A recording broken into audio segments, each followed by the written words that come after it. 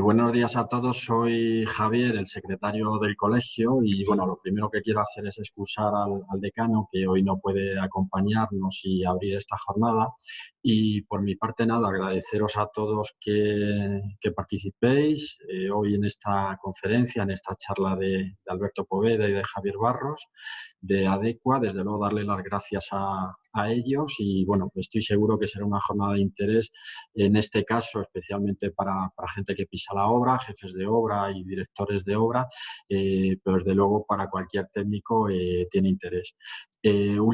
Simplemente recordaros que podéis preguntar cualquier duda en el chat y que al final de la jornada tanto Alberto como Javier estarán encantados de atender esas preguntas y nada más. Alberto, cuando quieras empezar, encantados.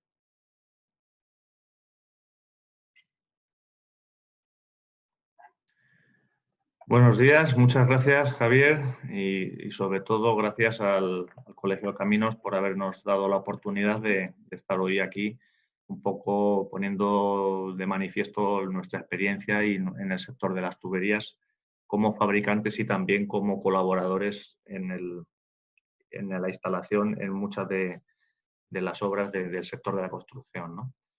Bueno, voy a conectar la presentación. A ver.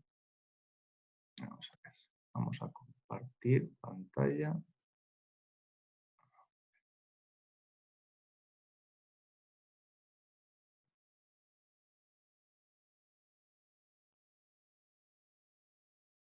A ver, ahora creo que sí. Vamos a ver.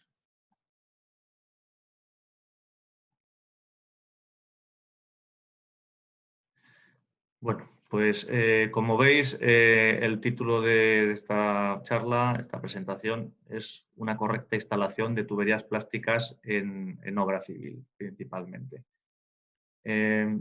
Siempre me gusta empezar este tipo de coloquios con una breve definición de en lo que consiste una instalación, ¿no? Ello consistiría en el conjunto de acciones que hay que realizar para colocar una tubería en su posición definitiva para garantizar el cumplimiento de la función hidráulica y mecánica para la que ha sido diseñada. Evidentemente, estas dos funciones, tanto la hidráulica como la mecánica, son fundamentales en una tubería. La función hidráulica no va a ser objeto de esta ponencia, pero sí que nos vamos a centrar principalmente en la función mecánica, bien desde el punto de vista de diseño, de cálculo, hasta el punto de vista desde la instalación una vez en obra, ¿no? Para ello, pues bueno, vamos a ver un poco antes qué tipo de tuberías tenemos en el sector, ¿no? Principalmente tenemos tuberías rígidas, que son aquellas cuya capacidad de carga viene limitada por la rotura del material, ¿vale? En este caso, pues todos conocemos las tuberías de hormigón y las tuberías de fibrocemento, aunque en la actualidad ya no se utilizan, pero quedan muchos kilómetros de redes instaladas. Tendríamos las tuberías flexibles, ¿vale? Que son aquellas que se definen como aquellas que tienen limitada su carga por la deformación que son capaces de admitir, ¿no? En este campo entrarían todo tipo de tuberías de PVC, polietileno, polipropileno, poliéster, en cada una de sus distintas modalidades de tanto de pared lisa, pared estructurada, etc. Y luego el tercer gran grupo que tenemos es el de las tuberías semirrígidas, ¿vale? Que no dejan de tener aspectos de los dos grupos anteriores, tanto de las rígidas como de las flexibles, que al final, pues bueno, hacen que estén un poco a caballo entre las dos soluciones o tipos de tuberías anteriores, ¿no? ¿Por qué deberíamos colocar tuberías flexibles en nuestras instalaciones? Bueno, principalmente y ante todo, aunque no esté puesto ahí, son tuberías totalmente seguras y totalmente resistentes para todas nuestras instalaciones. Pero además, pues, aportan un mayor grado de flexibilidad que las soluciones tradicionales. Principalmente, esa flexibilidad la vamos a notar sobre todo en la capacidad de adaptación al terreno y a todos los detalles constructivos y condicionantes que nos aparezcan en obra. Va a ser mucho más fácil resolverlos que con soluciones del tipo rígido, ¿no? Son materiales mucho más ligeros, y por lo tanto la facilidad en obra va a superar el grado de complejidad que en algunos casos pueden proporcionarnos las tuberías rígidas, ¿no? En cuanto a características hidráulicas, pues normalmente tienen una menor pérdida de carga gracias a la lisura que proporcionan los plásticos, especialmente el PVC, y luego pues suelen tener un mejor comportamiento frente al golpe de ariete gracias a esa flexibilidad que veíamos en el punto 1, que va a repercutir en un amortiguamiento de la onda de expansión del golpe de ariete por la conducción. Son tuberías inocuas, ¿vale? No mezclan ni dejan ninguno de sus componentes en contacto con el agua, y eso es principal y fundamental en conducciones para abastecimiento, donde son ampliamente utilizadas. Y bueno, pues son tuberías económicas y de fácil instalación. Las tuberías plásticas en general pues nos van a permitir pues, facilitar y abaratar nuestras instalaciones por ese aumento de rendimientos y facilidad a la hora de hacer todo tipo de adaptación, esa adaptación a nuestra instalación y al terreno, ¿no? Vamos a conseguir que finalmente la explotación de la red o la instalación o la conservación de la misma sea más sencilla y económica. Cualquier operación a posteriori que se pueda generar por la incorporación de nuevos elementos, nuevos hidrantes, nuevos elementos, pues va a ser mucho más fácil, también gracias a la versatilidad y distintos elementos que hay en el mercado para hacer todo este tipo de operaciones. Desde el punto de vista mecánico y funcional, ¿cómo funcionan los tubos flexibles? Pues como vemos ahí en el esquema de la derecha, pues la tubería recibiría las cargas externas, ¿vale? Las cargas superiores, en la parte superior, y el propio tubo haría un reequilibrio y una transmisión de las mismas a la zona del apoyo, ¿vale? La zona del apoyo es una zona que abarca un ángulo de 90 a 120 grados, donde la tubería va a repartir esos esfuerzos y donde la tubería va a quedar sometida al peso de la propia, tanto de las tierras como de los efectos de las cargas de tráfico o cargas externas de otro índole si las hubiera, ¿vale?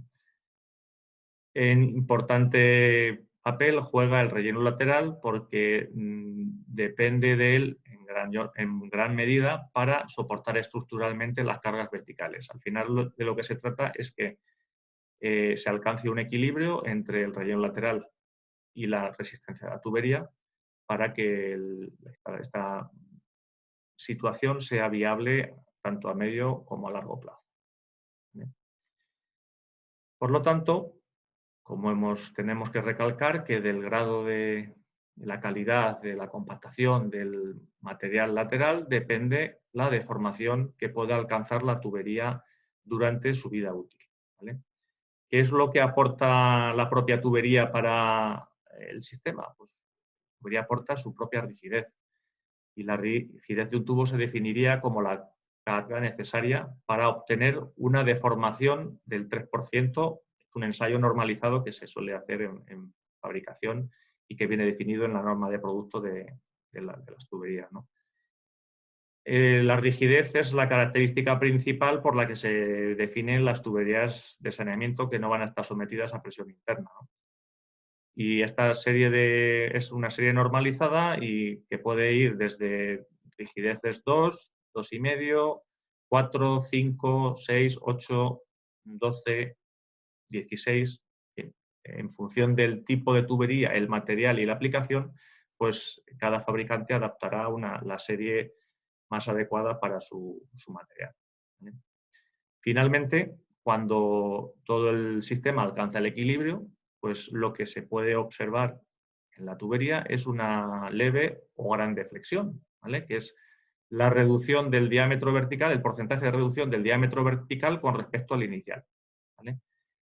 Esa deflexión es la que vamos a tener en cuenta y la que tienen en cuenta las normas para hacer el estudio a largo plazo. De hecho, como veis abajo, pues vemos que la norma UNE 53.331, que es una norma de cálculo mecánico y estructural de tuberías, pues define como deformación máxima a largo plazo ese 5%.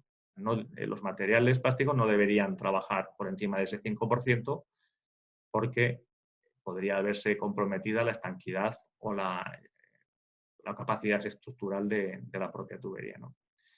También se estima, un poco para tener un orden de magnitud en el momento de la instalación o cuando hemos acabado de realizar toda la instalación, una deformación aproximada de un 3%. Se supone que si no se superan ese 3% de deformación cuando ya tenemos la instalación terminada y con todas las cargas actuando sobre la tubería, esa deformación a largo plazo no debería superar el 5% como norma general. Bueno, y en cuanto a normativa en la que nos apoyamos siempre para tratar este tipo de instalaciones y que estamos barajando siempre en ámbito nacional, tenemos pues, la guía técnica del CEDES, tenemos dos, una para transporte de agua a presión y otra para saneamiento y drenaje urbano. La norma UNE 805 para abastecimiento de agua, que fija las especificaciones para redes exteriores a los edificios. La norma UNE 1610, que define parámetros y criterios técnicos para la construcción y ensayos en redes de alcantarillado y desagües. Ahí viene un método de prueba de estanquidad para este tipo de conducciones que veremos más adelante en la exposición. Luego tenemos una norma generalista para todo tipo de plásticos, que es la norma UNE 1046, ¿vale? Que define todo tipo de criterios para materiales termoplásticos, ¿vale? Para los que veíamos, podíamos un poco adaptarlos a todos los materiales que hemos visto en tuberías flexibles.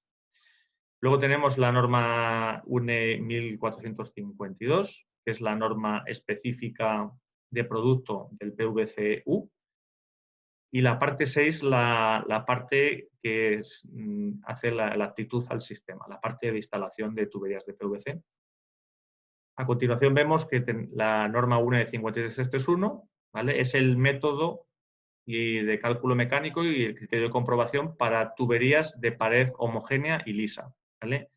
Esta norma se ha actualizado este año pasado y ha incorporado otros materiales como el polietileno y el polipropileno y el PVC dentado, porque inicialmente solo contemplaba el PVC y el polietileno. Y luego pues, seguimos contando pues, con los pliegos de prescripciones técnicas del MOPUT, del 86 y del 74, ¿vale? Uno para abastecimiento de poblaciones y el otro para saneamiento, ¿vale? Este sería un poco el marco normativo que nos vamos a encontrar en el ámbito de instalación de tuberías plásticas.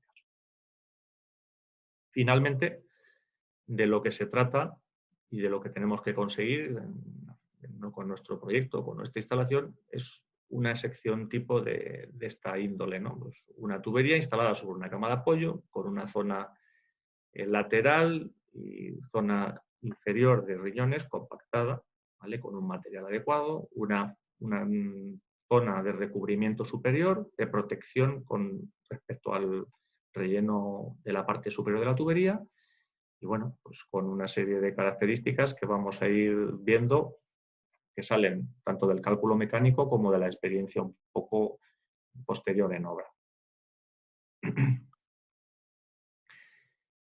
Quiero hacer una introducción pues, al cálculo mecánico de tuberías y sobre todo los criterios que se deben de tener en cuenta en base a nuestra experiencia de todos estos años con los distintos tipos de tuberías. Nosotros tenemos distintos programas de cálculo para tratar todas nuestras conducciones y por lo tanto vemos aquí una serie de puntos de los que vamos a hablar a continuación. Pues, ¿qué criterios influyen? Pues desde la elección del tubo hasta la aplicación a la que vaya destinada el mismo, ¿no? ¿Qué tipo de normativa o método de cálculo se pueden aplicar? ¿Vale? Y cuáles son los que nosotros tenemos en nuestros programas de cálculo, ¿vale? ¿Qué datos del terreno se deben introducir y de dónde se pueden extraer, que normalmente suele ser de los estudios geotécnicos que hay en proyecto, ¿vale? ¿Qué parte del cálculo hidráulico es la que nos interesa para introducir el dato de presión de la tubería? También lo veremos ahora. Y luego, pues debemos también considerar las distintas hipótesis que se pueden dar en una obra o en una obra tipo para poder calcularlas todas y que no se quede ninguna de estas fuera de nuestro radar del cálculo, ¿no? Y luego se deben verificar todos los tipos de tubería, materiales, diámetros y timbrajes, ¿vale? Para no, igual que antes, pues no se quede ningún diámetro ni ningún material bajo el amparo de este criterio. Nosotros en Adecua, pues bueno, somos fabricantes de tuberías, principalmente de PVC, y estas tuberías pues las distribuimos a todos estos ámbitos, al abastecimiento, al riego, al saneamiento, ¿vale? Tenemos tuberías para el ámbito de saneamiento desde PVC corrugado con rigidez 8, PVC liso con rigidez 4 y PVC orientado para reutilización y para impulsión de residuales, ¿vale? En el abastecimiento también contamos con PVC orientado en presiones que van desde 12,5 a 25 atmósferas y también pues, el PVC-U, ¿vale? Gris, que está más bien enfocado al riego, pero que en algunas ocasiones pues, también puede utilizarse en aplicaciones de abastecimiento, ¿vale? Debemos de tener bien focalizado cuál es,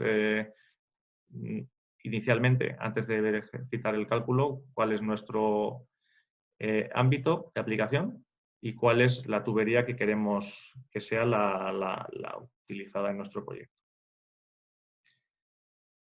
Respecto al ámbito normativo que vamos a utilizar, hoy en día en España la norma un poco de referencia con la que contamos es la norma 53331, que define los criterios de comprobación y cálculo mecánico para tubos de pared lisa y homogénea.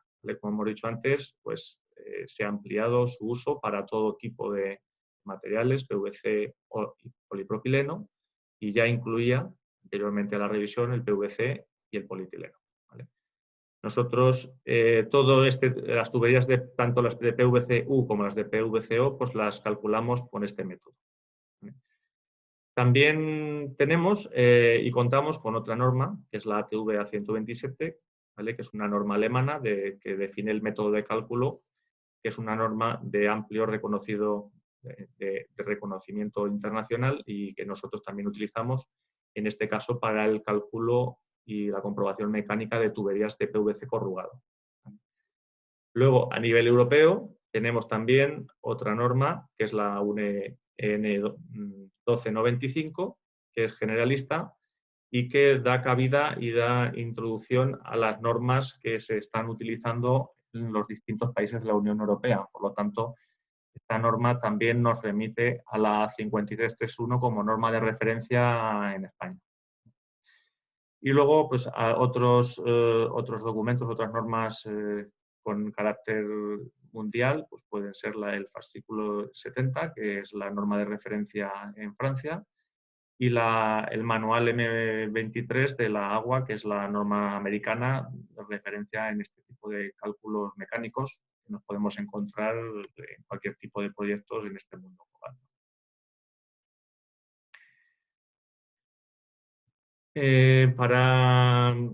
A la hora de introducir en nuestro cálculo mecánico los datos del terreno, es fundamental tener un buen estudio geotécnico en nuestro proyecto. Principalmente se da por hecho en todas las aplicaciones de cálculo mecánico que la estabilidad del cimiento de la zanja es total. En ningún programa se da por hecho o que haya un fallo en este tipo, porque entonces no sería válido, ¿no? No es contemplable por los programas de cálculo mecánico y por lo tanto es algo que debemos de garantizar siempre en obra, ¿no? La caracterización de los suelos y rellenos es importante de cara a elegir uno de los 4 tipos de suelo o rellenos que nos facilita la norma. O sea, sabemos que existen infinidad de tipos de materiales en función del contenido de los distintos suelos, pero la norma solo nos permite elegir uno de los 4. Entonces, tenemos que saber un poco adaptar esos valores y esos suelos de los estudios geotécnicos a los valores que nos da la norma. Importante también es tener claro el nivel freático en si hay, qué altura máxima tenemos, en qué zonas de la obra hay, a qué diámetros afecta, a qué timbrajes, para que lo podamos introducir también como uno de los datos de entrada en el propio cálculo. Y luego, pues, puntos significativos de la obra de la traza, pues es la altura. En función de nuestro perfil longitudinal, las alturas irán variando y nosotros normalmente deberemos elegir siempre por defecto la altura máxima para un mismo tipo de tubería. El cálculo hidráulico, previamente debemos tenerlo realizado antes de hacer el cálculo mecánico. De esa forma habremos definido previamente los diámetros y los timbrajes de las tuberías en función de las presiones que van a actuar en la red. ¿Qué es lo que aporta la tubería para este cálculo? Pues es la presión nominal. ¿Vale? Que según cómo se definiría la presión nominal de una tubería, pues según la guía técnica del CEDES, el abastecimiento, es la presión interior capaz de resistir un elemento, en este caso una tubería, en ausencia de cargas externas. ¿Vale? O sea, si pusiéramos una tubería a trabajar sin estar enterrada, ¿vale? La presión máxima a la que debería estar funcionando de forma continuada debería ser, pues, la presión nominal. ¿Vale? Cuando sometemos una tubería y está enterrada, quiere decir que en todo caso la presión máxima que va a soportar, debería soportar, no debería ser esa presión nominal. En todo caso, el cálculo mecánico nos va a decir si la presión que requiere o que nosotros debemos someter las tuberías la resiste o no. Y luego, pues la presión nominal nunca debería ser, la presión de trabajo de la tubería nunca debería ser superior a la máxima presión de diseño. La máxima presión de diseño viene definida como la presión estática más el golpe de ariete que pueden someterse en las instalaciones. Si los golpes de ariete se calculan previamente, pues quedará menos margen de incertidumbre en esa parte alta de trabajo de la instalación, y si el golpe de ariete pues no se ha calculado, pues debemos dejar un margen de seguridad en esa definición de la presión máxima de trabajo para no encontrarnos con que la tubería pueda trabajar por encima de la presión nominal de forma habitual. Y bueno, como un poco os adelantaba antes, pues se deben de comprobar las distintas hipótesis y tuberías, desde la máxima altura de tierras, ¿vale? Los suelos de peores características, ¿vale? Por defecto. O sea, si una tubería, el resultante del cálculo es válido para los peores terrenos posibles y peores rellenos, en todo caso también cumpliría para unas condicionantes o unos terrenos en zanja mejores, ¿no? También se debe comprobar para la mayor altura de nivel freático, ¿vale? En el caso de actuar cargas de tráfico, se debe calcular con la mínima altura de relleno, ¿vale? Porque el tráfico, las cargas verticales de tráfico inciden más sobre el sistema a menor altura de recubrimiento sobre la tubería. Luego se debería calcular también la conducción presurizada y vacía. En el caso de conducciones de saneamiento es obvio, las conducciones de saneamiento no llevan presión, por lo tanto se calcularían siempre sin presión interior. Pero en el cálculo en el caso de conducciones de abastecimientos, sobre todo de pequeño timbraje, se podría también calcular de poner la hipótesis de qué pasa en esas tuberías cuando no tenemos presión, si resisten bien los esfuerzos y cumplen todos los requisitos del cálculo. Y luego, pues bueno, para finalizar, pues eso, hay que verificar todos los diámetros y timbrajes por separado y verificar que cada uno de ellos por sí mismo cumple con los requisitos y con las condiciones que le hemos impuesto. Aquí os he traído un ejemplo de un cálculo mecánico, ¿vale? Nosotros tenemos para tuberías de PVC orientado y de PVC-EU. ¿vale? Donde, en primer lugar, pues, bueno, pues, deben aparecer los datos del proyecto para tenerlo bien identificado. Y a continuación, inmediatamente, pues debemos de identificar y de remarcar la aplicación, la norma con la que estamos haciendo el cálculo y el material, ¿vale? Automáticamente definimos el diámetro y la presión nominal y el programa ya nos daría todos los valores de espesor, diámetro interior, radio medio y sobre todo los módulos de elasticidad que nos propone la norma, la 53331 en este caso. Tanto módulos de elasticidad como tensiones de rotura, flexotracción, tanto a corto como a largo plazo, ¿vale? Igualmente, los valores de rigidez circunferencial que va a coger el programa para hacer el cálculo. Definida la tubería, tenemos que pasar a definir la zanja. Tenemos que introducir la geometría de nuestra zanja, la altura de recubrimiento.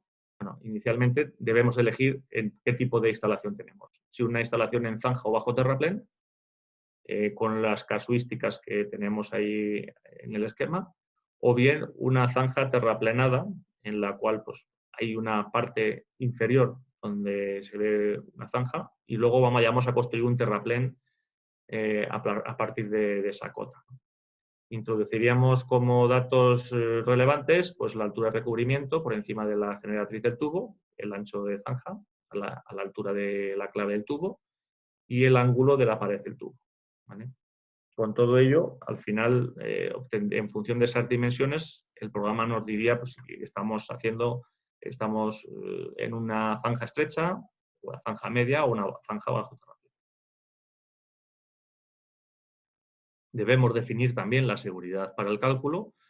El programa o el método de cálculo nos permite dos, una seguridad normal y una restringida, ¿vale? La normal tenemos un coeficiente de seguridad de 2,5 y y en la seguridad B pues tendríamos un coeficiente inferior de 2. Normalmente en instalaciones con menos compromiso, con menos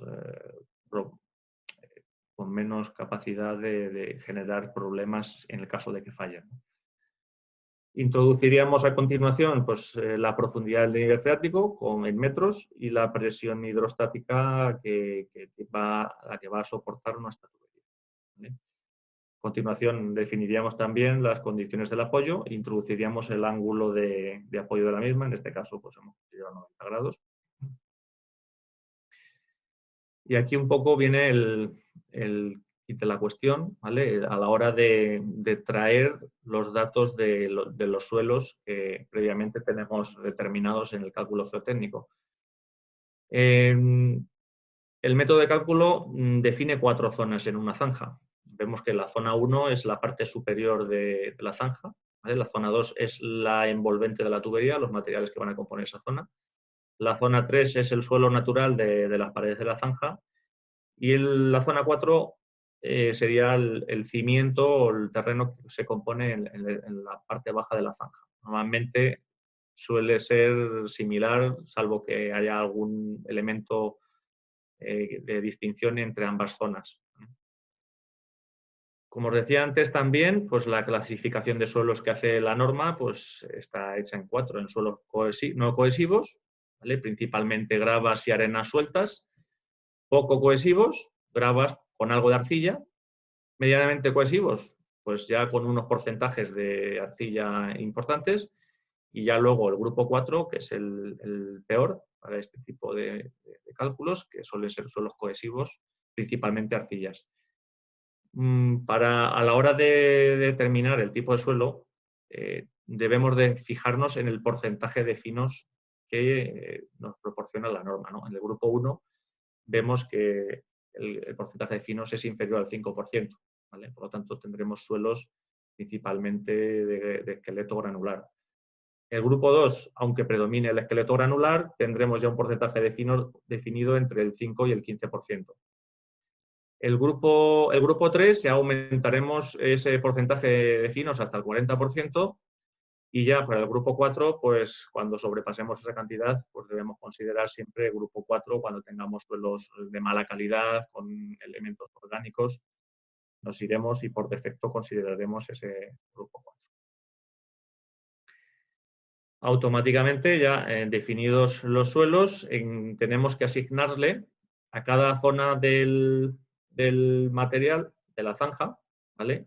Pues tenemos que asignar el material que queremos. Empezaremos por los grupos 3 y 4, que son los materiales con los que ya sabemos que cuenta esta obra por el geotécnico, y luego determinaremos las compactaciones a las que están. Normalmente pues, se suele considerar pues, un 95 o un 100% en función de la capacidad, si está bien consolidado el suelo o es un suelo relleno, de menor tiempo. A continuación elegiríamos los materiales para la zona 2, ¿vale? Que es la zona importante, la zona que va a determinar la viabilidad principalmente del cálculo y su compactación, ¿vale? El programa o las tablas que tiene el programa nos darían los módulos de compresión, ¿vale? Que tendría ese suelo con ese productor de compactación. Nos daría también los ángulos de rozamiento y los coeficientes de empuje, que son los que introduciría por defecto en el programa de cálculo. También debemos definir qué tipo de compactación se va a hacer en la zanja, si se va a realizar por capas, controlando el grado de compactación en toda su altura, si no se va a hacer compactación, si se va a hacer solo en las capas alrededor del tubo, o si vamos a contar con una zanja con entibaciones que pueda luego tener una descompresión de la parte lateral de la tubería. Y finalmente, pues a la hora de introducir datos, introduciríamos las cargas de tráfico, ¿vale? La norma nos proporciona una serie de cargas, desde tráfico ligero hasta tráfico pesado, con una serie de características que introduciríamos. Igualmente, pues si no hubiera cargas de tráfico y hubiera unas cargas superficiales repartidas, pues introduciríamos el valor de esa carga y la longitud y anchura de la misma, ¿vale? Y finalmente también nos permite, también nos dejaría el programa introducir la pavimentación que iría en superficie. Y esa pavimentación nos la dejaría introducir en dos capas, una base y una capa superior del firme. La norma nos da una tabla con distintos materiales, desde zahorra, grava, terreno compactado, hormigón, y al final lo que nos vale de esas tablas es el módulo de compresión de ese material, ¿vale? Que es, junto con el espesor que le demos a la capa, la que va a ayudarnos, en este caso, a repartir esas cargas verticales, bien sean por tráfico o bien sean por sobrecargas repartidas. Pues una vez terminada la fase de introducción de datos, el programa, en este caso, se pondría a calcular y nos daría como referencias pues, todos los parámetros de presiones verticales de tierras, presiones laterales de las mismas, sobrecargas concentradas, las presiones verticales repartidas y luego la presión vertical total, que es la que va a seguir utilizando el programa en primer lugar para calcular las deformaciones, ¿vale? Normalmente todos estos valores se suelen calcular tanto a corto como a largo plazo para ver que en ninguno de los dos casos se recrea una situación desfavorable que podamos evitar, ¿no? En este caso, si todos los cálculos son correctos, pues el programa arrojará valores relativos inferiores a los máximos de la norma, ¿vale?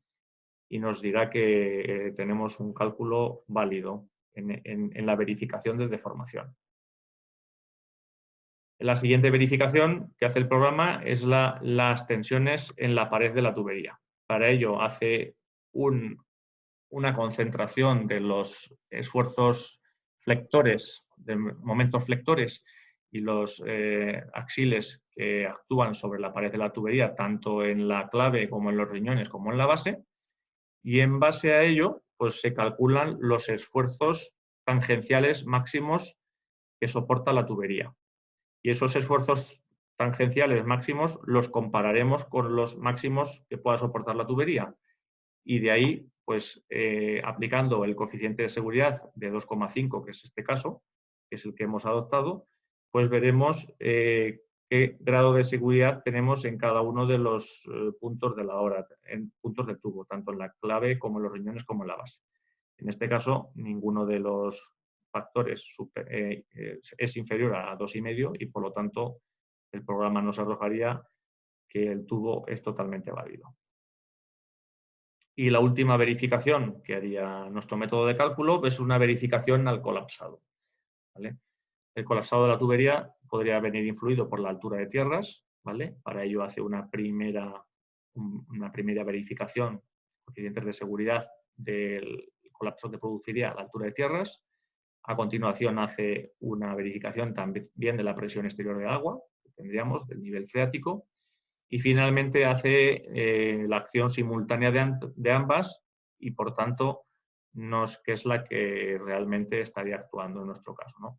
Aquí vemos que uno de los factores, ¿vale?, de seguridad se ha quedado por debajo de 2,5. O sea, nos indicaría que está más bajo de 2,5 y, por tanto, el programa arrojaría que en este apartado y el cálculo en global pues daría un resultado no válido. En este caso, pues bueno, he puesto esta simulación, pero podría darnos en cualquiera de los anteriores casos. Podría darnos un fallo por deformación o un fallo por tensiones, ¿no? En todo caso, habría que ir y mejorar las condiciones de relleno, mejorar sobre todo el material de la parte 2, porque realmente sobre la profundidad de la zanja o sobre las cargas de tráfico o sobre el terreno existente en la zanja, pues no podríamos realmente actuar. Es lo que es y sobre ello tendríamos que trabajar, ¿no? Eso es invariable, ¿no? Entonces, en el caso de mejorar la envolvente de la tubería hasta el mejor terreno y la mejor compactación y no conseguir un resultado válido, tendríamos que ir y mejorar las características de la tubería. Bien, en caso de redesayamiento, pues aumentar la rigidez de la misma, o bien en conducciones de abastecimiento, pues deberíamos pasar al timbraje superior, ¿no? En este caso, pues una tubería PN10 deberíamos introducir para el cálculo una tubería PN16 y recalcularla hasta que consigamos que el resultado sea válido 100%. Bueno, y hasta aquí llegaría lo que es la parte teórica de diseño y de cálculo mecánico.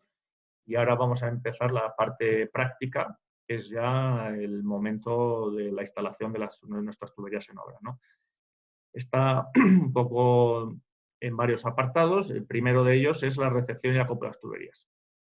Nosotros, como fabricantes, realizamos todos los controles en fábrica, verificamos que cumple con toda nuestra normativa de producto y automáticamente cargamos los tubos en los camiones y esos camiones van destinados a la obra. Una vez allí, el personal de la obra, ¿vale?, debe de recepcionarlos. Prioritariamente debería haber personal cualificado en la recepción. Ya no personal cualificado simplemente, pues personal que haya tratado habitualmente con tuberías y sepa sus peculiaridades, ¿no? Básicamente porque deberían identificar, en todo caso, si hay algún error en los albaranes o si hay algún deterioro en el material y, sobre todo, controlar estas operaciones de descarga para que no haya ningún deterioro en las mismas, ¿no? En la obra se deben también organizar los medios de descarga para garantizar que todas estas operaciones se hacen correctamente y con garantías, ¿no? Como métodos para descargar, pues normalmente por medios mecánicos se pueden hacer, pues, desde coger los paquetes o los tubos con slingas, con pinzas portapalets o con grúas, en fin. Los contratistas son más expertos en todo esto, pero deben cumplir en todo caso que no haya daños. Y sobre todo, principalmente, la seguridad de los operarios que están trabajando, ya que estamos suspendiendo pesos y cargas y en caso de caída, pues no podemos permitirnos el lujo de que pueda afectar a personas, ¿no? El acopio de las tuberías, ¿vale? Normalmente, antes de llevar estas tuberías a su posición para ser instaladas, se suelen dejar en los acopios y esto deben constituirse en superficies lisas, planas y exentas de protuberancias o piedras, ¿no? Cuanto más cercanas al punto de instalación de la traza, pues más económico nos va a resultar todo ese movimiento de materiales en obra. En ocasiones también se puede descargar ya estos materiales a pie de zanja, con lo cual nos ahorraríamos una parte importante económica en ese trasiego intermedio de las tuberías. Respecto a las alturas máximas que debemos de soportar o de permitir los acopios, pues está claro que más de 2 metros ya no debería ser válido, ¿no? Más que nada porque a la hora de esa nueva coger los tubos por parte de los operarios, pues que tengan facilidad y sobre todo que no sufran el peso de los tubos de las partes inferiores, que podrían sufrir algún tipo de deformación en el caso de superar alturas de 2 metros.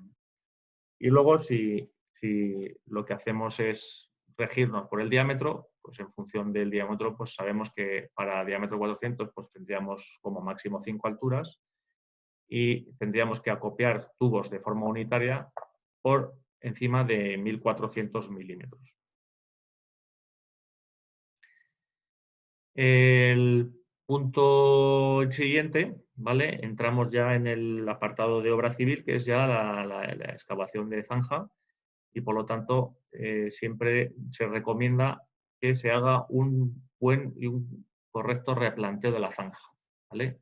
En ella se deben de definir perfectamente aquellos tramos rectos, los puntos de cambio de dirección, los elementos de desviación, las piezas, todo tipo de piezas, valvulería, servicios, porque de esa forma vamos a conseguir tener el mínimo grado de incertidumbre posible.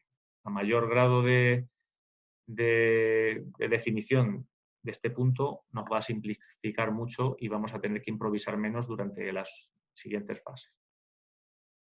A la hora de hacer las excavaciones, pues normalmente la maquinaria a utilizar debe ser un poco acorde con la maquinaria y con el espacio que se disponga en este tipo no es lo mismo estar en el campo, como vemos ahí en las fotos, que estar en medio de una ciudad, en una avenida, donde tenemos una estrechura máxima. Entonces, bueno, pues retroexcavadoras de todo tipo, de gran tonel, desde minis giratorias hasta grandes retroexcavadoras, pasando por las zanjadoras, por las retroexcavadoras mixtas, pues bueno, ahí un poco se debe elegir debe valorar la relación rendimiento-coste de la maquinaria para elegir el mejor. Y luego, pues bueno, como en todo movimiento de tierras, pues minimizar el tiempo de apertura de las zanjas, sobre todo para que las inclemencias meteorológicas pues no nos desmoronen las zanjas por lluvias, por viento. Se deben de eliminar las piedras de gran tamaño de los lados para evitar que puedan caer durante todo el proceso de excavación e instalación, para que no afecten tanto a los materiales como a las personas. Y bueno, pues luego en casos especiales, pues se deben de utilizar, cuando las paredes no sean estables o la profundidad de la zanja así lo exija, pues se deben emplear entibaciones, tables tacados, pues en función de las exigencias del proyecto. ¿Cómo debería quedar el fondo de la excavación una vez extraída todo ese terreno? Pues debe quedar exento de gruesos y totalmente nivelado, porque ahí es donde deberíamos ya de marcar el perfil longitudinal de la conducción, ¿vale? Ese fondo de la excavación debe ser estable, ¿vale? Y si no lo fuera, bien porque no lo hemos contemplado en el proyecto y cuando hagamos la excavación no lo encontramos, debemos de garantizarlo. Y para ello pues tenemos alternativas o métodos para hacerlo, desde el empleo de paquetes de pedaplén o materiales gruesos, utilización de soleras, la colaboración de geotextiles o bien, en el peor de los casos, incluso el pilotado completo del fondo de la excavación para que no haya hundimiento esa sección tipo que queremos construir después, ¿no? En cuanto a anchuras de zanja, pues siempre tiene que haber una anchura mínima para garantizar que haya una capacidad de trabajar de los operarios en las fases de instalación y luego que se pueda compactar el material de relleno a ambos lados. Ahí os pongo una tabla que yo creo que a nivel de normativa es unánime.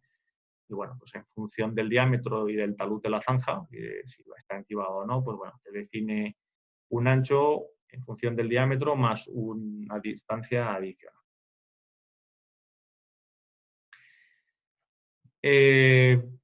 Finalmente, ahora tenemos que entrar en la fase de aportar materiales en nuestra zanja, ¿no? Y en la primera fase vamos a colocar una cama de apoyo. Esta cama de apoyo, ¿qué misión tiene? Pues su principal misión es generar un apoyo continuo y uniforme en la tubería, estable a corto y a largo plazo, ¿vale? Esa cama, aunque es delgada, pero tiene que tener un espesor mínimo, ¿vale? La norma nos propone una fórmula que como mínimo serían 10 centímetros más el diámetro de la conducción partido por 10. De tal forma que si instaláramos una tubería de diámetro 1000, pues el espesor debería ser en torno a 20 centímetros. Los materiales a emplear en este punto de la zanja deben ser de carácter granular, principalmente arena y grado uniforme, ¿vale? Estos materiales no deberían ser compactados, ¿vale? ¿Por qué? Porque si pasamos el rodillo, como a veces nos encontramos en muchas obras, corremos el riesgo de perder esa pequeña capacidad de adaptación que va a tener el tubo sobre la cama. Y luego, principalmente porque una vez que compactemos esa cama, no la vamos a dejar alineada. Va a quedar con unas protuberancias más o menos que lo que va a generar es unas zonas de apoyo distintas, ¿vale? Como vemos aquí abajo, pues lo ideal es generar una situación como vemos en la tubería de arriba. Todo el tubo apoyado, incluso en las juntas, ¿vale? Pero en la parte inferior hay que evitar a toda costa que una tubería, por no colocación de la cama de apoyo o por colocación o mala colocación de este material, pues genere una serie de apoyos puntuales sobre la superficie del tubo, que lo que va a generar es zonas de una tensión elevada en lo que es la pared de la tubería. En cuanto a tamaño máximo, pues vemos ahí la tabla que nos proponen las normas, pues que el tamaño máximo de la partícula en ningún caso, y en función del diámetro también, no debería exceder de 40 milímetros, ¿vale? Para no generar zonas de apoyo puntual en ningún caso. A continuación, ya pues la siguiente fase sería la de instalación de la tubería. Aquí, pues bueno, voy a describir un poco el proyecto general pues, para montaje de tuberías conjunta elástica, que es el mayoritario, el que más predomina en el sector, ¿no? En primer lugar, pues bueno, tenemos que hacer la preparación en la cama para el alojamiento de la junta. Si no hacemos esa pequeña excavación, corremos el riesgo de que cuando coloquemos el tubo se quede apoyado en la zona de los manguitos o de las copas y no se quede apoyado en el resto de la tubería. Entonces, para evitar eso, hacemos una pequeña excavación, la altura suficiente como para que quepa la copa, instalaremos nuestro tubo y luego pues rellenaremos pues, con material de la misma densidad que el relleno de la tubería. A continuación, pues procederemos a bajar el tubo a la zanja, normalmente por medios mecánicos, ¿vale? En el caso de pequeños diámetros, pues podremos hacerlo de forma manual y obtendremos un rendimiento mayor en nuestro montaje, ¿no? El instalador, antes de realizar el montaje, debe verificar tanto el tubo como la junta. A grosso modo, pues debe comprobar que no hay ningún deterioro en la junta, tanto en la parte hembra como en el macho. Debe limpiar todo, sobre todo en épocas lluviosas, donde puede alojarse barro o agua con una suciedad en nuestros elementos. debe aplicar previamente un lubricante especial para juntas para facilitar esa penetración con plenas garantías de que la junta no produzca ningún deterioro ni arrollamiento, ¿vale? No se debe utilizar nunca productos derivados del petróleo u otro tipo de grasas que no están homologadas y que pueden ser perjudiciales para la junta, ¿vale? Una vez hecho esto y sin soltar el tubo, se debe embocar en la copa y alinear perfectamente para a continuación empujar controladamente, pues normalmente con medios mecánicos igualmente, o bien en pequeños diámetros manualmente. Un empuje manual, pues conseguimos montar la tubería. De forma puntual podríamos utilizar una madera y un empuje frontal con el cazo de la retroexcavadora, pero solo donde no podamos hacer el montaje de forma lateral con una eslinga y medios mecánicos, ¿vale? El colocar una madera y un empuje de una retroexcavadora en el frontal de una tubería, pues podría podría romper en algún caso por un empuje incontrolado lo que es un material plástico, ¿vale? Respecto al cambio de alineación, las tuberías plásticas permiten ese cambio de alineación. De hecho, pues cada fabricante en cada uno de los distintos materiales que fabrica, pues tendrá una especificación distinta. En todo caso, si no es conocida, se debe preguntar para incluirla en el proyecto o, en todo caso, a la hora de la ejecución de la obra se debe de aplicar. El montaje se debe hacer totalmente alineado y una vez que se ha ensamblado completamente la conducción, pues se debe aplicar ese giro, ¿vale? En el caso de tener unos desarrollos con esos ángulos de giro máximo, se recomienda que en altas presiones se puedan anclar esas uniones puntuales que se han forzado y se han dejado con esa angulación máxima.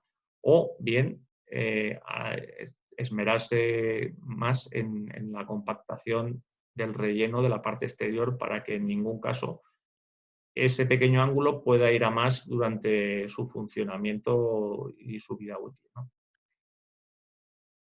Las tuberías plásticas también son flexibles, ¿vale? Y así viene recogido en la norma. Por ejemplo, en la norma de PVC, pues te permite para tuberías con diámetros inferiores a 160 aplicar una curvatura directa sobre la tubería, ¿vale?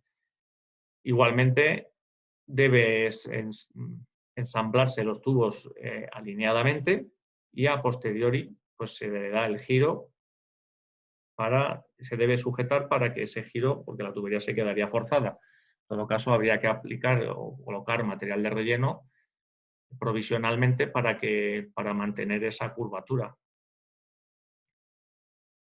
En el relleno, como hemos dicho, pues debemos ser cuidadosos para que ese ángulo, pues con el tiempo y una vez que se ponga a trabajar la tubería, no pueda progresar ese ángulo o que se salga una junta durante su funcionamiento.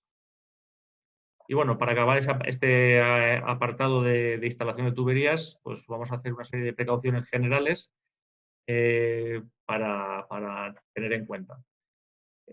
Para tuberías inferiores a 0 grados, ¿vale? Se deben de tomar precauciones especiales en la fase de instalación y en la fase de relleno, especialmente en tuberías de PVC-U, debido a que, bueno, pues, con la variación de temperatura, pues el PVC-U puede perder flexibilidad y puede volverse crítica pues, cuando la sometemos en épocas de heladas, un golpe o la caída de un elemento grueso pues podría provocar pues, una rotura frágil del material. No se deben utilizar grasas minerales, como hemos dicho antes, para lubricar la junta, principalmente porque podría deteriorar el elastómero y perder la estanquidad a medio plazo, a largo plazo. Y en todo caso, en aplicaciones para abastecimiento, pues como la tubería va a ir en contacto, el lubricante con agua para abastecimiento humano, pues no debería de permitirse utilizar este tipo de grasas Nosotros recomendamos la utilización de lubricantes realizados para este fin. No se deben de superar los ángulos de giro de las juntas, ¿vale? Utilizar siempre el que dice el fabricante. En caso de que se superen, pues se perdería la garantía de esa junta, ¿no? Aunque sabemos que las juntas pueden soportar más, no lo recomendamos. En el caso de tener tubos con graves decoloraciones por la acción directa del sol sobre las tuberías, se debe consultar al fabricante y, en todo caso, graves decoloraciones o tubos que estén ya ennegrecidos por la acción directa del sol, pues no deben ser instalados. Principalmente, la afección de esta decoloración en los tubos pues suele afectar a la resistencia al impacto de la tubería. Entonces, siempre se debe consultar al fabricante y, en todo caso, se pueden hacer ensayos para habilitar este tipo de tuberías con estas circunstancias. En el caso de tener conducciones con junta encolada o soldada, tengamos un tubo muy largo, ¿vale? Tendríamos que considerar el factor de la dilatación lineal de las tuberías.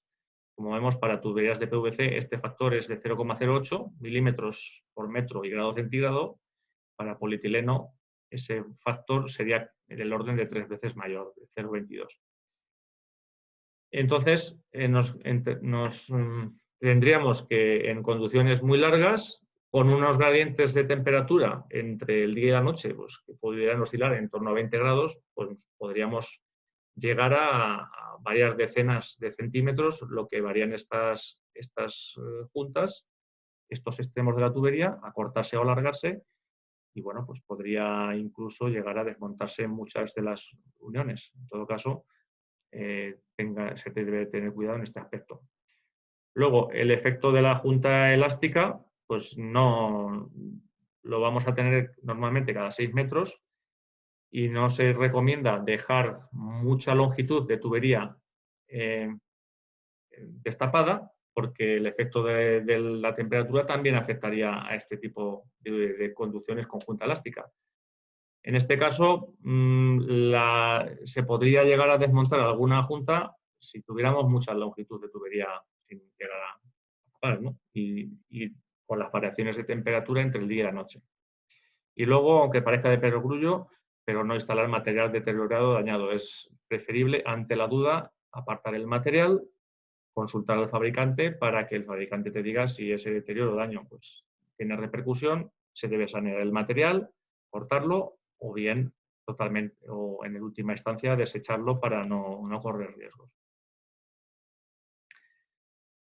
Pasamos a la fase de relleno ya de las tuberías, con las tuberías instaladas en obra. Y bueno, al final, como veíamos al principio de la presentación, la función del relleno pues, es garantizar la solidez y la compactación del relleno lateral, ¿vale? Las tuberías flexibles, todas necesitan esa rigidez del tubo para evitar deformaciones y garantizar su vida útil. Los materiales de la envolvente, pues principalmente deberían ser de carácter granular, arena, gravilla, y la norma también permite la utilización de material seleccionado. Eso sí, siempre que no tengan materiales gruesos porque que puedan golpear o puedan ejercer presiones puntuales sobre el propio tubo. Igual que definíamos para el material de la cama, pues el tamaño máximo de la partícula pues no debería exceder de los valores que vemos en la tabla. ¿Qué procedimientos de relleno podemos utilizar en función del material seleccionado? Bueno, pues cuando utilicemos este material, pues la compactación lateral debe realizarse en capas de 30 centímetros. ¿Vale? Con eso quedaría garantizada la rigidez del material. En el caso de utilizar arena, ¿vale? Podemos utilizar el método de la compactación o bien también regar abundantemente la arena para que produzca una consolidación y pierda ese esponjamiento que tienen las arenas cuando están removidas. Y luego, en el caso de utilizar gravilla, pues simplemente convertirla y depositarla alrededor del tubo. Este material es autoportante y es capaz de tener la máxima capacidad simplemente estando alrededor de la tubería.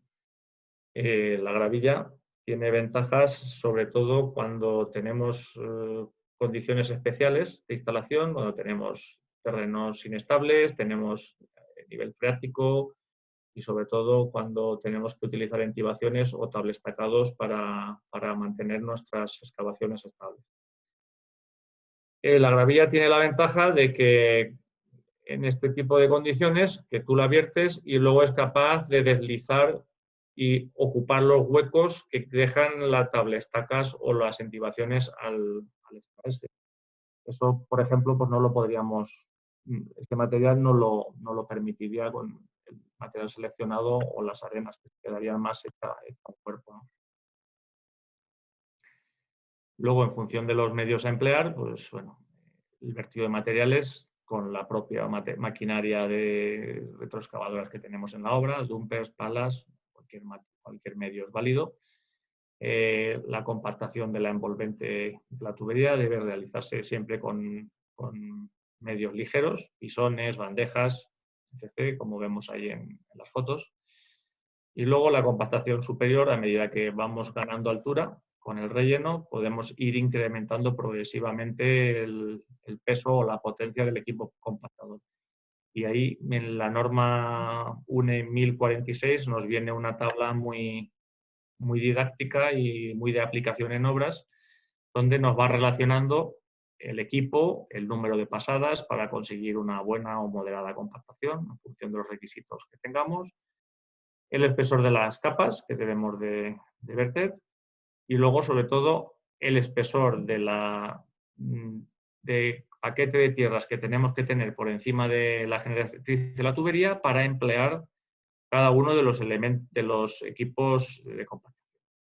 De tal forma que a equipos ligeros el recubrimiento puede ser pequeño y cuando tengamos grandes equipos compactadores, pues debemos de mantener un resguardo siempre por de en torno a 1 metro para evitar que las cargas dinámicas que transfieren al sistema, los ruidos vibratorios, pues puedan afectar de alguna forma directa a las tuberías.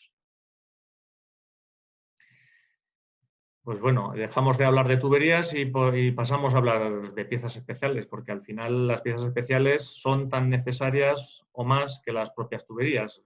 Nadie hoy en día concibe una instalación del tipo que sea sin introducir piezas especiales y son necesarias para regular, para cambiar de dirección, para unir, para hacer una transición de materiales, para regular todo ese tipo de piezas que vamos a tener que utilizar en nuestras soluciones plásticas. La tipología, pues como vemos ahí, pues tenemos tipologías desde materiales hechos del propio tubo a piezas de inyección, piezas metálicas, abrazaderas complejas, de todo tipo, ¿no?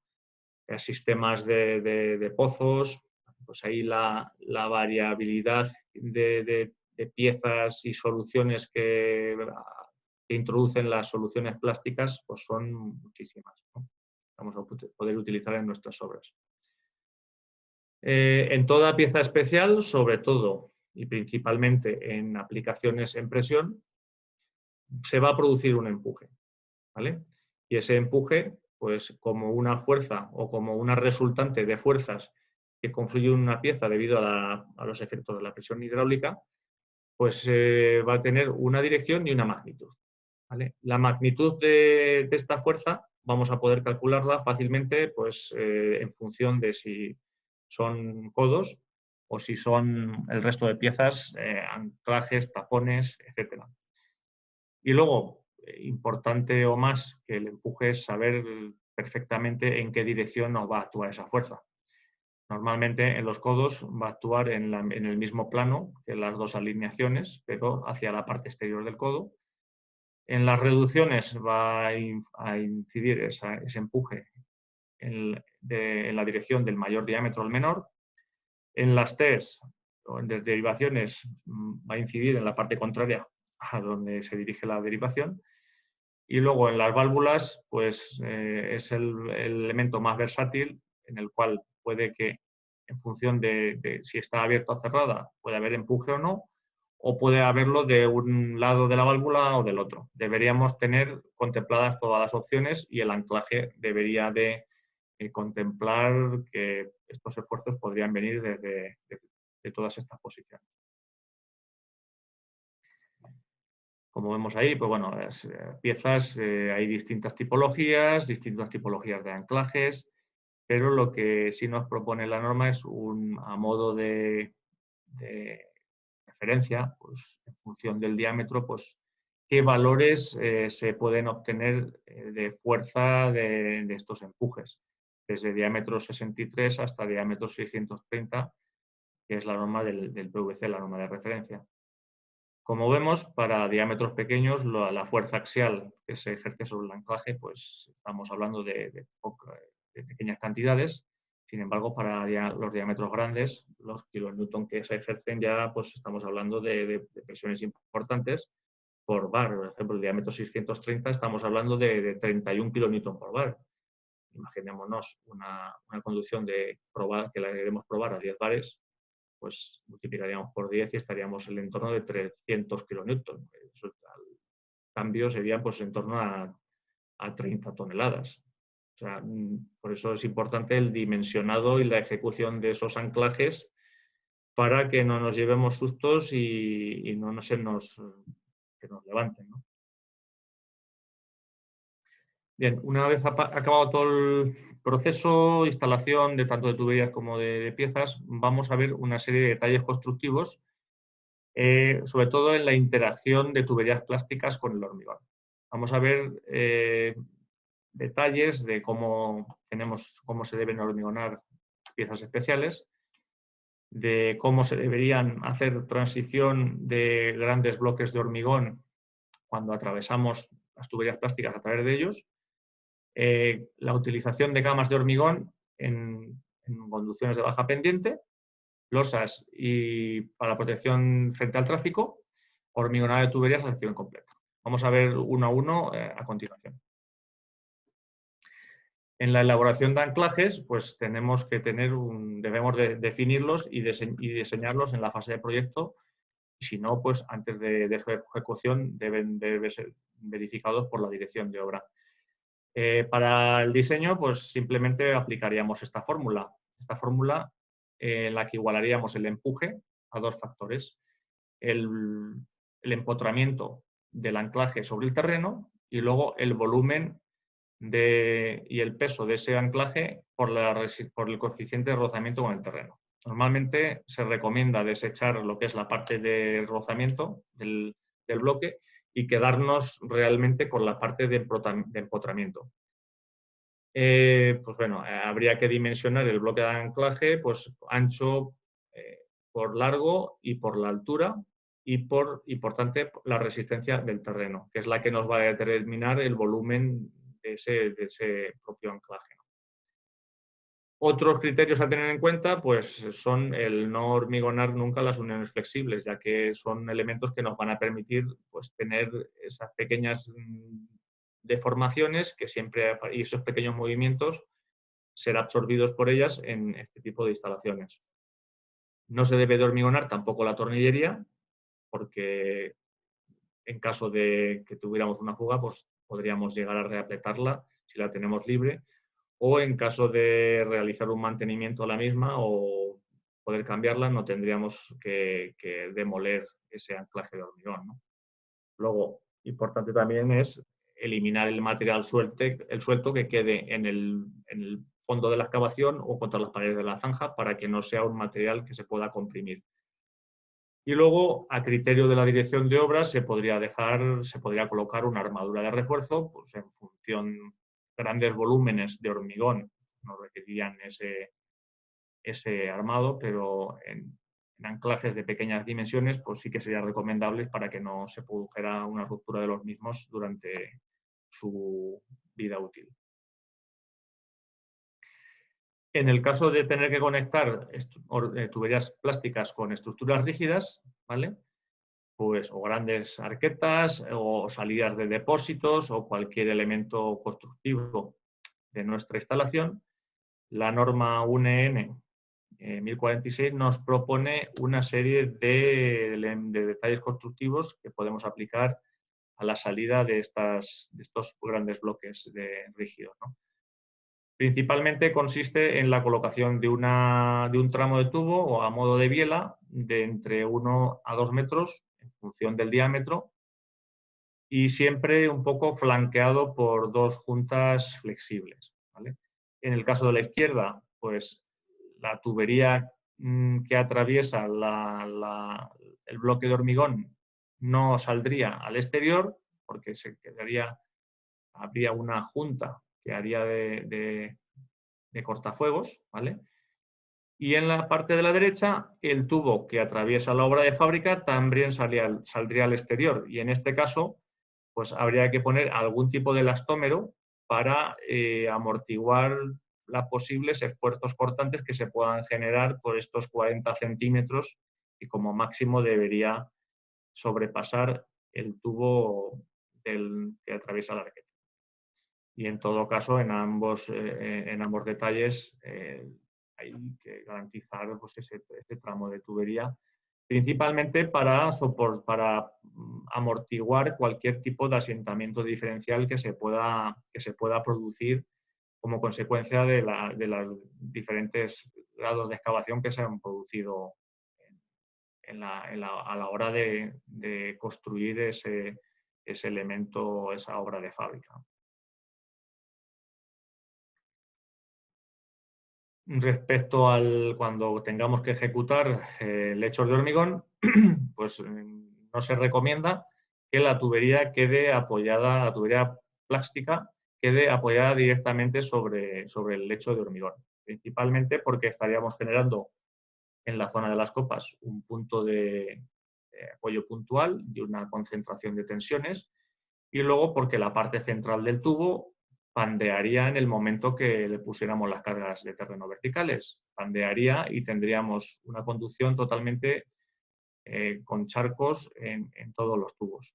Y eso generaría pues, bueno, deterioros del arrasante y produciría estancamientos y sobre todo olores en redes de saneamiento. En la parte inferior vemos una sección hormigonada parcialmente. Tampoco la recomendamos, ¿vale? Porque al final lo que conseguiríamos en la zona hormigonada es dejar una tubería rígida y sin posibilidad de movimiento. Toda la estructura mecánica la soportaría el hormigón, mientras que en la parte que estamos rellenando con material granular sí que tendría una capacidad de deformación. Entonces, ante una zona que se puede deformar y otra que no se puede deformar, tendríamos toda una generatriz longitudinal donde podrían aparecer una serie de tensiones en casos donde las deformaciones pues, fueran importantes. Entonces, en este tipo de casos, lo que sí recomendamos, ¿vale? Y la solución correcta sería ejecutar una base de hormigón con la pendiente que requiera nuestro proyecto o nuestro colector, pues el 1 por 1000, 2 por 1000, 3 por 1000. Y a continuación, ejecutar una cama de gravilla, ¿vale? Del espesor suficiente como para que la copa o el manguito no esté en contacto con el hormigón. De esa forma, pues garantizaríamos la estabilidad del fondo y el buen relleno de la envolvente de la tubería. En el caso de tener cargas de tráfico y escasa altura de recubrimiento, ¿vale? ¿Qué nos dicen tanto el pliego del MOPU como la guía técnica del CEDES? Pues que en el caso de tener carga de tráfico con recubrimientos superiores e inferiores a 1 metro, pues se deben de adoptar precauciones especiales para impedir que esas cargas afecten a la tubería, esas cargas de tráfico. Entonces vamos a diferenciar lo que es recubrimientos por encima de 1 y por debajo de 1. Por encima de 1 metro, prácticamente, pues las cargas las cargas de tráfico, no habría que tomar esas precauciones especiales. En el caso de recubrimientos inferiores, pues lo que se propone por nuestra parte es pues, ejecutar una losa de hormigón en superficie, ¿vale? Pues con un ancho mínimo de 20 y un y un descanso en las partes laterales de la zanja, también de 20 centímetros, para disipar o para impedir que esas cargas pues, incidan directamente en la envolvente de la tubería.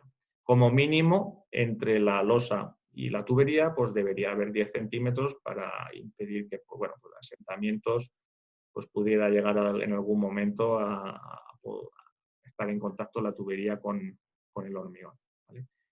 Sí que sería necesario que en esa sección tipo el relleno fuera de gravilla para aportarle el mejor componente y evitar posibles deformaciones. En el caso de hormigonado de tuberías a sección completa, ¿vale? Nosotros no lo recomendamos, pero a veces pues, puede haber situaciones en las que no haya más remedio. Por ejemplo, pues en cruces de ríos, barrancos, ramblas, donde haya tráfico pues, a escasa cota, a 20, 30 centímetros de la tubería, pues nos veamos obligados pues, a hacer un prisma de hormigón alrededor de la tubería. ¿Vale? Cuando tengamos terrenos especiales por malos, que son inestables, que tengamos que rigidizar y que el tubo sea mecánicamente el que soporte todas esas cargas o esas contingencias derivadas de posibles asentamientos. Y luego hay determinadas tuberías plásticas que no tienen rigidez circunferencial y por lo tanto para ser enterradas necesitan ser hormigonadas. No es el caso de las nuestras. Todas nuestras tuberías pueden ser enterradas sin necesidad de ser hormigonadas. En todo caso, el prisma de hormigón pues debería tener como mínimo pues, todo alrededor, incluido por debajo, 20 centímetros, porque realmente la función mecánica del tubo la va a entregar al hormigón. O sea, el hormigón va a ser el que va a resistir todos los esfuerzos mecánicos que lleguen a la sección tipo, ¿no? Estas tuberías deben ser amarradas para evitar la flotación y por lo tanto se recomienda que se amarren en 3 puntos, ¿no? Y luego se deben de colocar juntas de dilatación aprovechando la junta entre tubo y tubo, de tal forma que cuando hormigonemos, como vemos en el esquema de la izquierda, cuando lleguemos, la junta de dilatación se debe colocar al terminar la copa y donde empieza el otro tubo, porque ese es el punto en el que la tubería está preparada para poder absorber esas dilataciones del sistema, ¿no?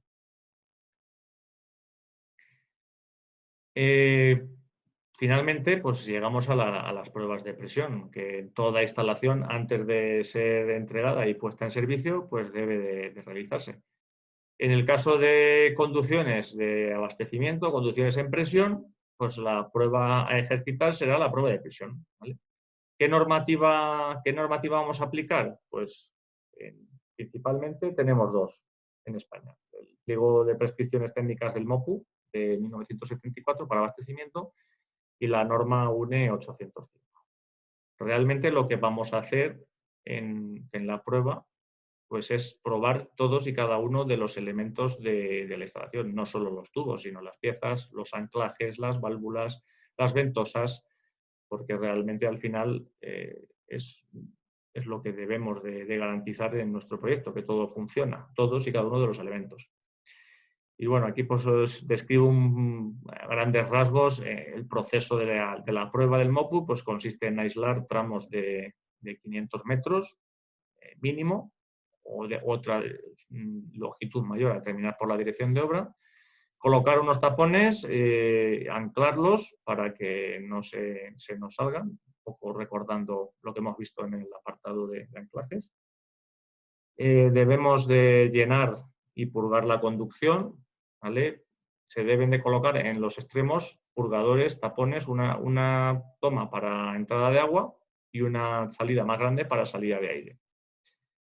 A continuación, una vez llena la tubería y expulsado todo el aire por la parte superior y por los puntos de ventosa, debemos de empezar a presurizar con un equipo como el que vemos ahí en las fotos y a una velocidad que no supere 1 bar por minuto.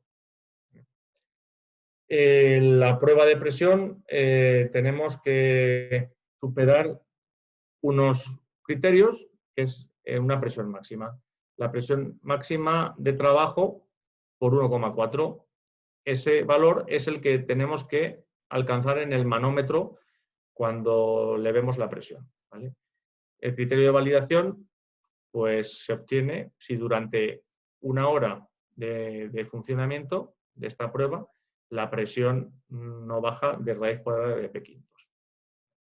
En el caso de la prueba, cuando apliquemos la prueba a partir de la 805, ese requisito va a ser mucho más estricto, va a ser en torno a 0,2 bares, o sea, va a ser mucho más restrictiva la 805 que la del MOPU.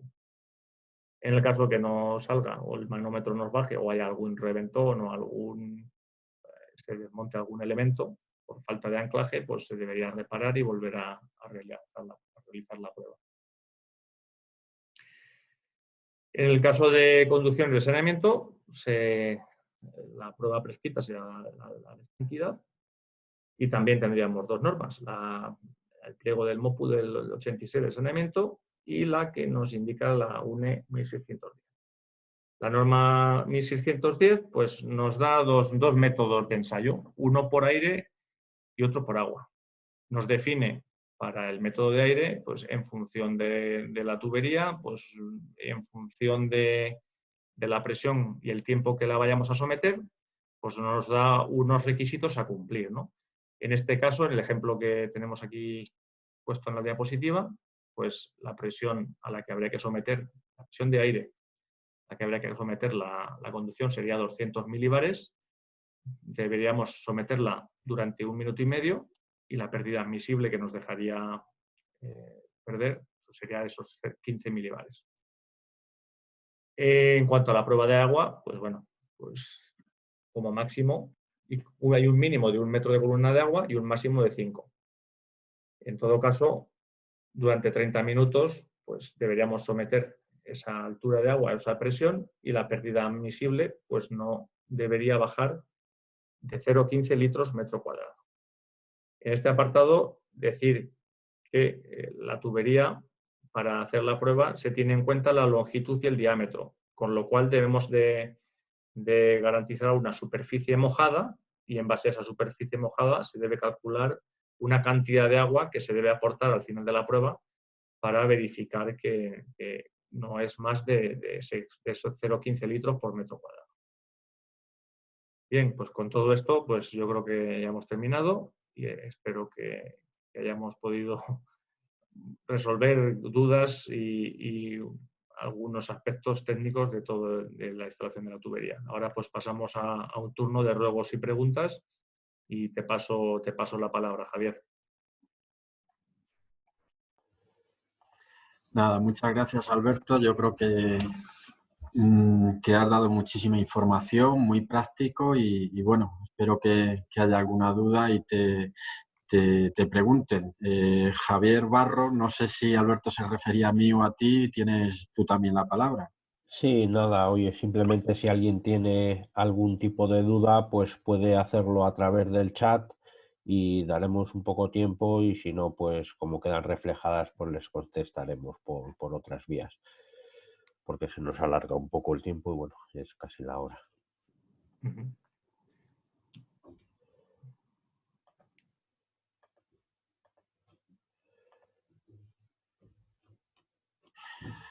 Bueno, pues parece que no hay ninguna pregunta. Como dice Javier, por supuesto, les podéis hacer llegar a ellos o a nosotros directamente cualquier duda o cualquier información que necesitéis. Y nuevamente daros las gracias a todos por participar y desde luego a Alberto y a Javier, a Adecua, por haber llevado a cabo la jornada de hoy y la jornada del otro viernes. Nada más, muchas gracias a todos. Pues muy bien, muchas gracias a todos y cualquier duda estamos a vuestra disposición. Perfecto, un saludo y gracias a todos. Hasta luego, adiós. Hasta luego.